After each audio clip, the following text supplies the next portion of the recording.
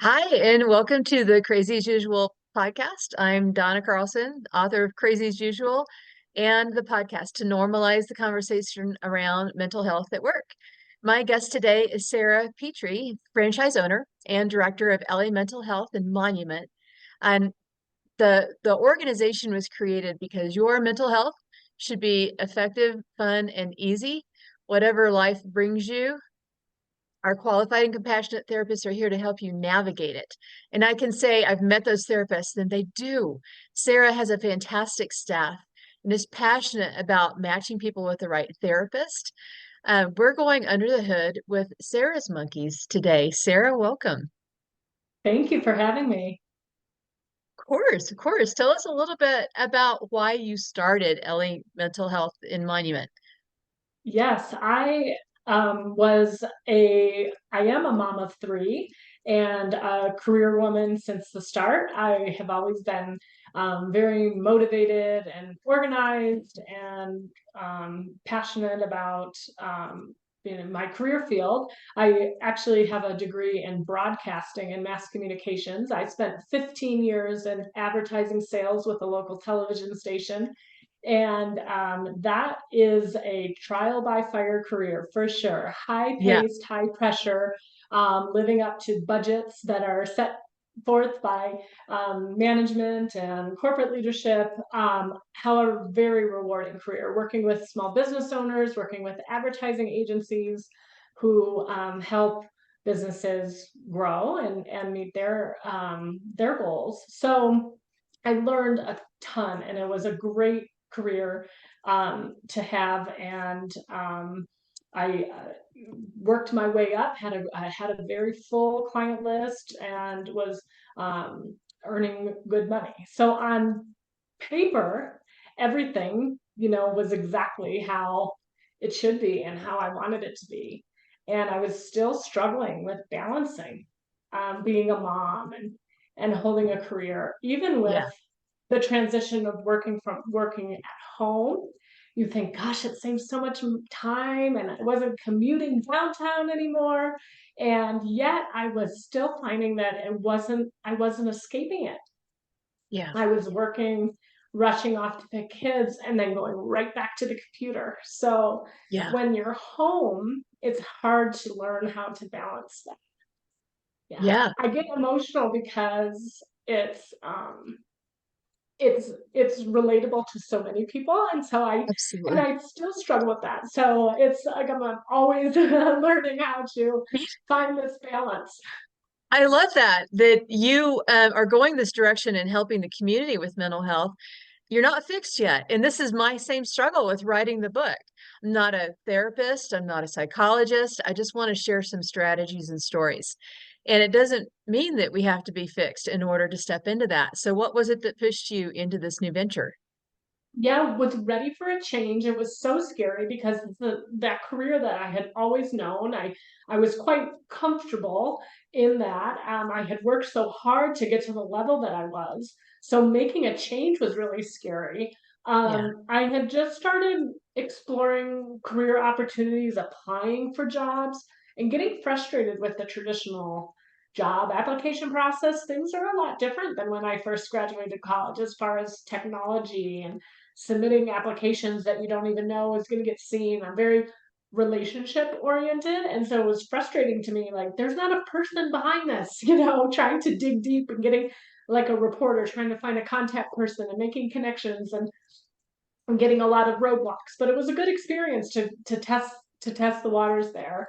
I got a message from a franchise consultant around that time, and I was really in the vein of staying open minded, wanting to learn what's out there. How can I use my skills in marketing, Yeah. in and sales in a different way that's not salesy, um, and with a greater mission. I didn't know what that was going to be, but those were kind of like that was the foundation.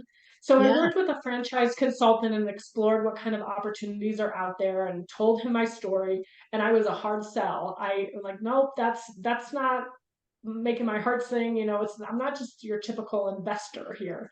I want it to be a business that I can be in. I want to have an office there. I want it to be here in Monument where I live have connections in my community. Yeah. So we went through kind of that process, and at the same time, Ellie Mental Health out of Minnesota was just starting to franchise.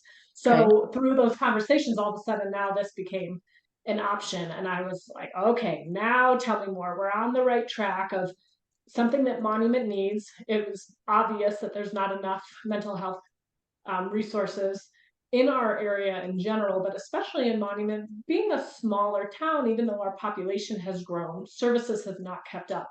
So I could see the need in Monument, and with the mission of helping people. And this is something I could visualize myself doing. I could, okay, there's a lot of marketing and outreach that needs to be done. The business side, learning the business side, that's where I need help. I've never done that before. But being a Hmm. franchise, you have that Yeah. umbrella, the formula that teaches you. Right. So certainly not perfect. I'm still learning. There's a lot of opportunity to customize, for your own business. And there's a lot of things that I get support with from Ellie Corporate, but there's also a lot of things that I'm on my own. So I'm learning all those pieces to it. But I was ready for a challenge, decided to, with my husband's support, decided to jump off the diving board. It really did feel like a huge leap of faith. Yeah. So big Well, and investment, big change. when we were first talking about doing this podcast and the monkeys chattering in your head, I'm sure that there were monkeys chattering in your head at the time that you started Mm-hmm. this business. I'll let Mm-hmm. you decide if you want to talk about those monkeys or if you want to go back to earlier monkeys. Sure. Yeah, at the time of the transition, the monkeys of change, all the things that I'm choosing to give up, that comfort of what I've always known, and then the fear of the unknown, right? Financially and otherwise. Yeah. Um, so trusting that it's okay to be uncomfortable Huh. and to build your support, having a huge support with my husband and through all of this to be Nice. able to encourage me through that. Oh, I can see it's a product of your heart. Yes. And I know that you care deeply about the impact that's happening under that roof. And that means a lot to me as a beneficiary of mental health services. Yeah. Uh, it's so important to know that it's not just a business for you, but it's a way to transform lives.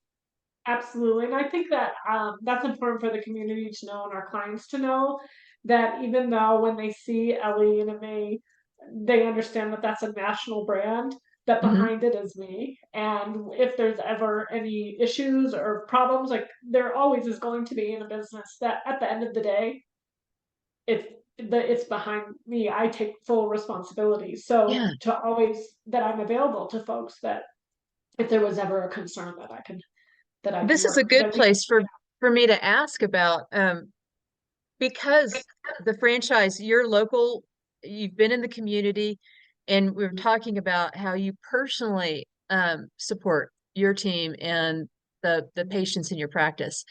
What are some ways that it's beneficial for people to engage with a local mental health practitioner for their business or their family?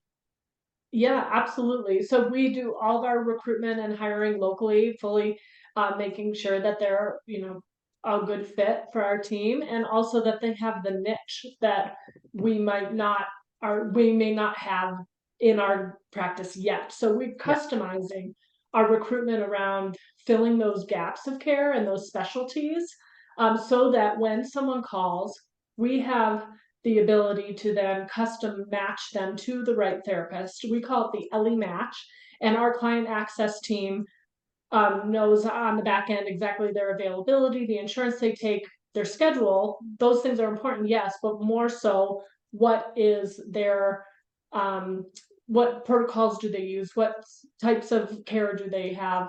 What is their background and their specialty, so that they can then match that client to the right fit. So typically their private practice may only have one or two people who are there. There's not a lot of options within one building, so we have more options in that way. And if we are not the right fit, we will say so. And then we have sister clinics around the state that we Yeah. can help match as well. And they're all part of the Ellie model. They have the same brand standards and the same level of care that we do, with a Nice. different list of therapists, different specialties, so that there's more Right. options there.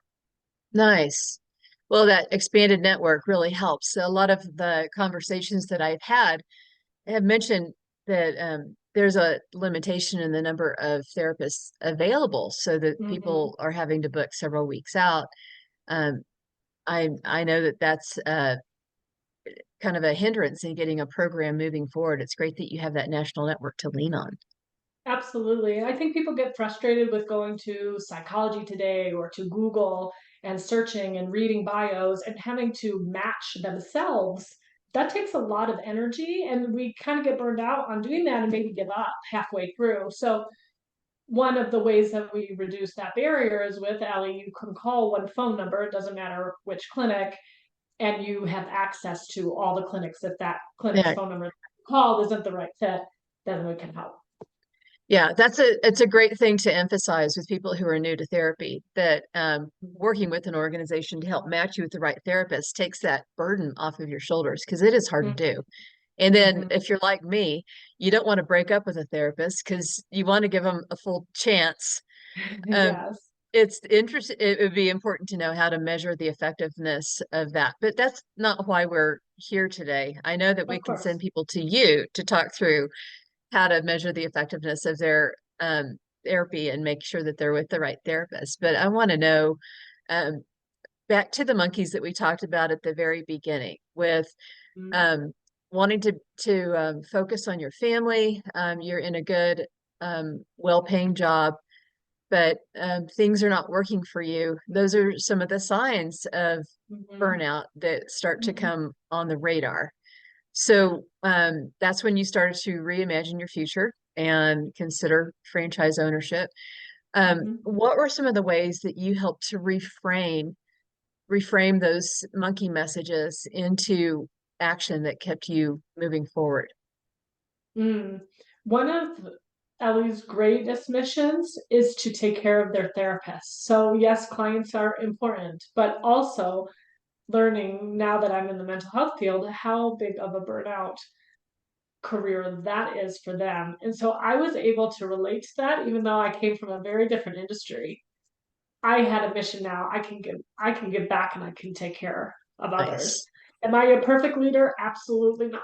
But this gave me an opportunity Yeah. to learn and to customize how to do that and use my Yeah. past experiences to help others. Well, and you have a great experience in business, so you knew some ways of promoting the business that were unique probably to Ellie. So I'm sure that benefits Mhm. everybody. It's Yes. so important to realize that we don't have to have all the answers or be perfect to try something new, and that Mm-hmm. one mistake is just a learning opportunity. It gives us an Mm-hmm. opportunity to be curious and say, okay, how will I do it next time? And Yes. it gets easier and easier, but at first it's hard. Yeah, the monkeys start Mm-hmm. to chatter like, "What are you doing here?" Yeah. Uh, Well, what is the that first is true. Like a great example of oh gosh, what is that phrase when you feel like you're not you don't have the skill set for that, and or your imposter syndrome. That's what I'm imposter thinking. syndrome? Mhm. It's a good example of imposter syndrome because here I am coming from a totally different industry, opening a business in mental health. There's a big trust factor that I have to earn the trust of the therapists who have worked so hard, who have master's degrees and state licenses, to trust me as someone who is not in their world. Yeah. And by design, we're separate because I can take the business burden off of them so they can focus on what they're trained to do. Hmm. But there is, some of that of, well, you don't understand how it works in this field because I've never done it. So I'm learning Yeah. a ton.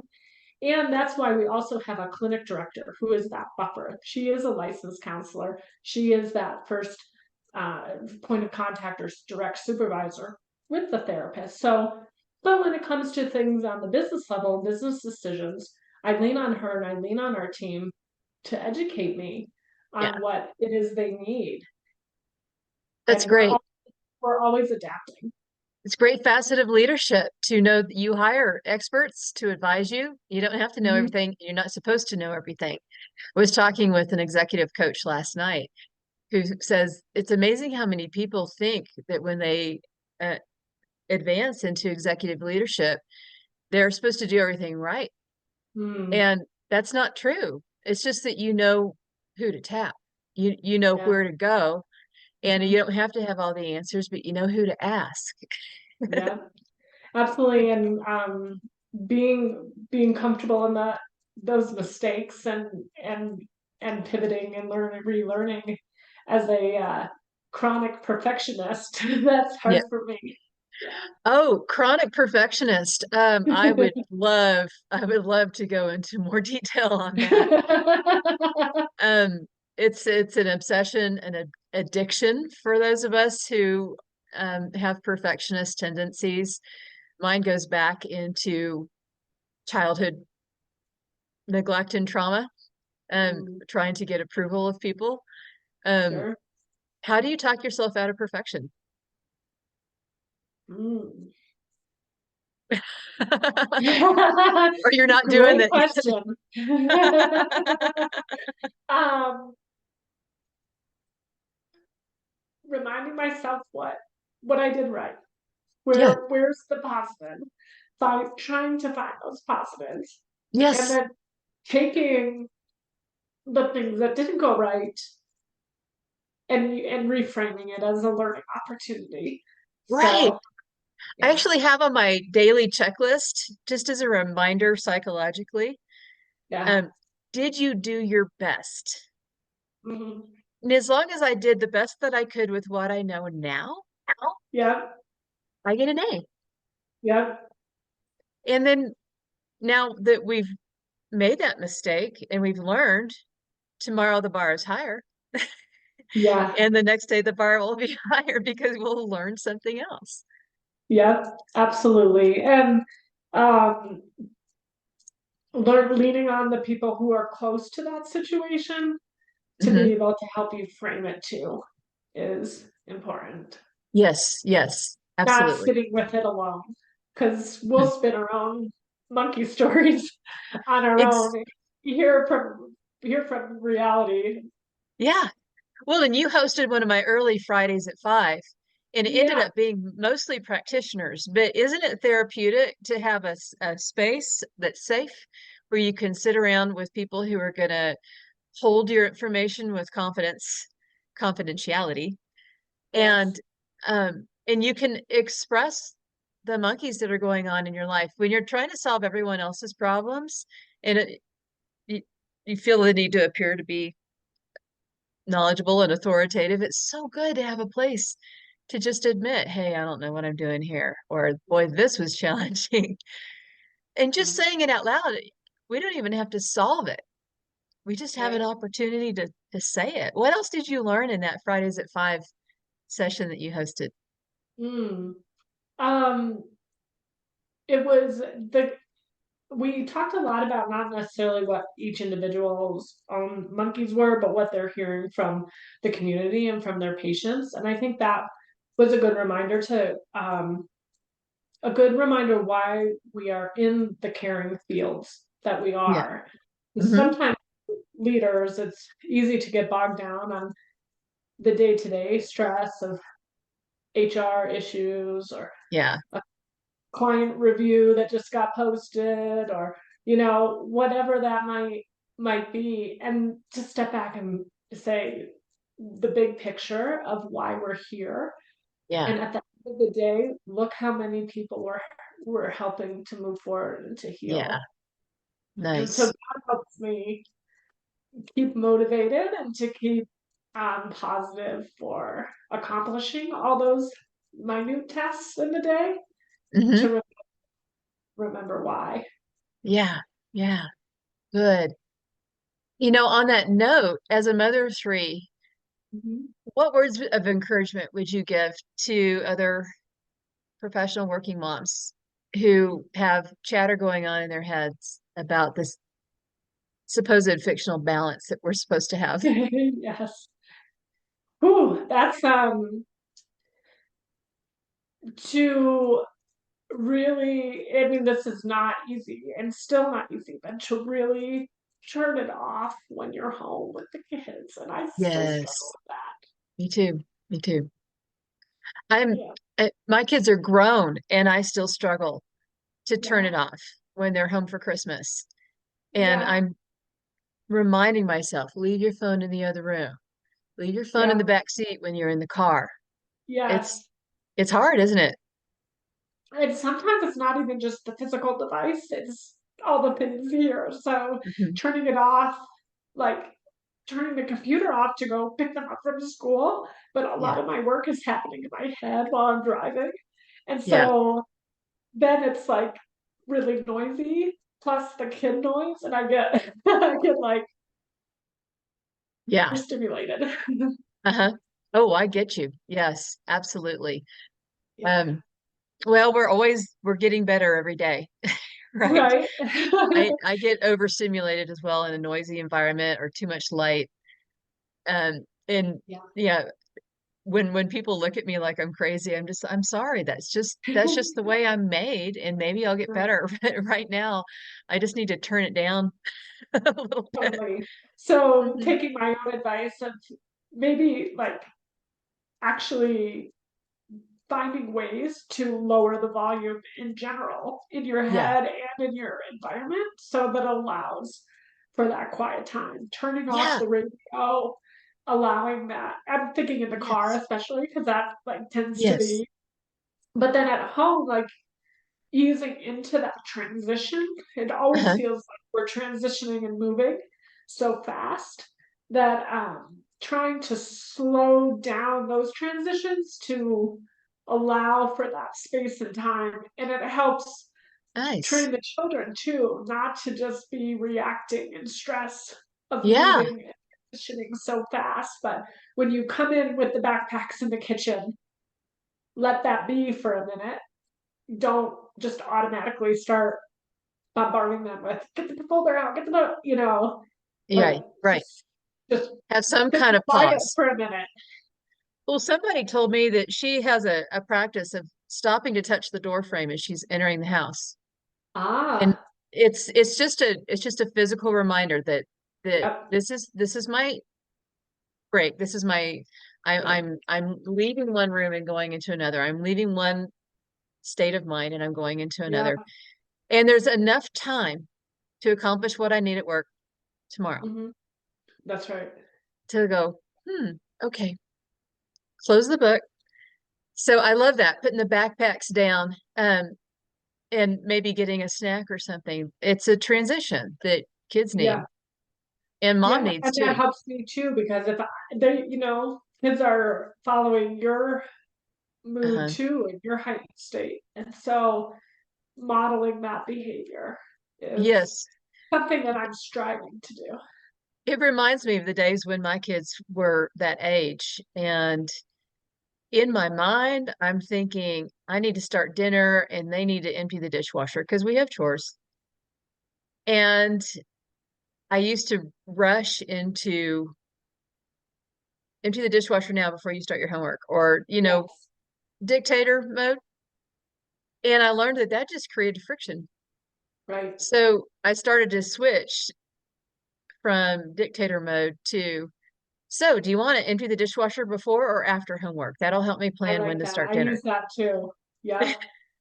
That's a uh positive parenting kind of angle on some Yeah. some books that I had read. And I remember when we took a parenting class and before our first was even born, and they used some of that even before before the child was even here, and they said you don't say don't run in the road. You say we walk on the sidewalk. And that's Exactly. a good little like that always stuck with me. Like, okay, frame it as the positive. Frame it as a positive. Exactly. It's taken me a Mhm. lifetime, but yes, we are both improving on a daily basis, aren't we? I can call me anytime and say, Donna, help me reframe this. So Thank you. any The last other things you advice that want? I learned in that, I'm sorry, I didn't mean to talk over you, but I think that's relatable to this is the Yeah. other advice I learned in that like pre-parenting class that has stuck with me is when in doubt, put them in the bath.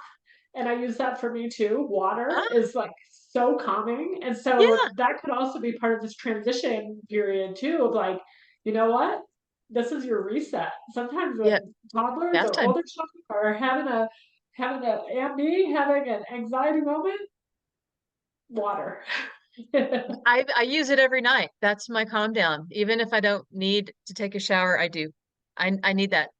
I need that. Yes. Just that's my transition.